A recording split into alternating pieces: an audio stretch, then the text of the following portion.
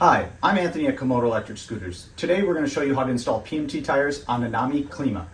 What we had to do is first take off the CST tires, which were pretty easy to do. Once you remove the tire, you're going to notice the PMT tire won't fit on the rim flush, and there's a huge gap here. Notice this tire is wider than the PMT tire. What you need to do is to make sure once you get the PMT tire on the rim, you need to set this bead on it. And what you need to do then is make sure that the motor is propped up a little, because if it's sitting flush, you won't have the bead on there. Because what happens is when you're using the air cannon, what will go down is that you'll have this bead on the bottom and the air will shoot out the bottom. Then it won't work out for you. So what you need to do, if you're having difficulties, what we did is you heat up the tire, the outside and both sides, to make it more pliable. Once we did that, that also helped it expand to fit on the rim after trying a few times. Then also the reason why we heated it up, it allowed us to kind of spin and then seal it a little on the rim of the motor. So then that way when we shot the air in, the air didn't escape out the bottom and it actually sat in here and expanded the tire. So that was one of the biggest issues we had when we were doing it. Another big issue that we had too was making sure you have the tire directional right when you're doing the PMT tire, and then making sure that you have it positioned just properly when it's sealing, because one side of the PMT tire seems to seal better than the other side of the PMT tire. So when you do the rims, you're gonna notice that you're gonna have to alternate what side that you actually have to have the bead sit on, because one side of the PMT tire just doesn't seal as well as the other. Don't know if it happens during the manufacturing process, the mold making, not quite sure, but that was an issue we also ran into.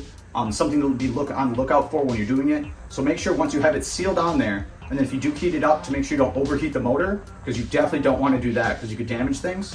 So once that's heated up and we shot the air cannon in that you're about to see here, that air cannon, we used about 80 to 100 PSI. I think we used 85 when we did that shot. Once you do it in, then that will expand and blow it out. I just want to tell you, these PMT tires aren't necessarily designed for these rims. We can't really guarantee your success or if it's going to work out.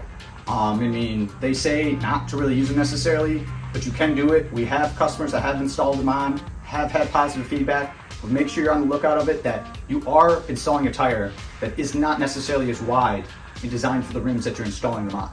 So take that into consideration when you're doing this, because that's a big issue too. You have to make sure that bead is flush. If the bead isn't flush on there, you're gonna keep seeing the air escape and you're gonna keep failing. And what happens is you'll get the rim just on a slight angle or a round angle. What we did is we propped it in styrofoam to keep it flush and then held the tire. And then we recommend putting something flush on this end to hold it. So you have something holding here and something holding underneath. And then when that did is it keeps that extra seal. So then that way when you shoot the air in, the tire obviously doesn't shoot away on you, and then also makes it easier. But that's the most important part here, is making sure this bead is flush with the motor on one side.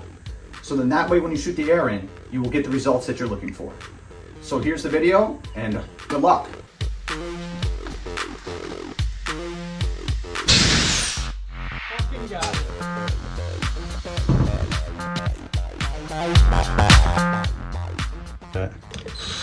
Cheap aluminum rims in second. Missed you? Yeah,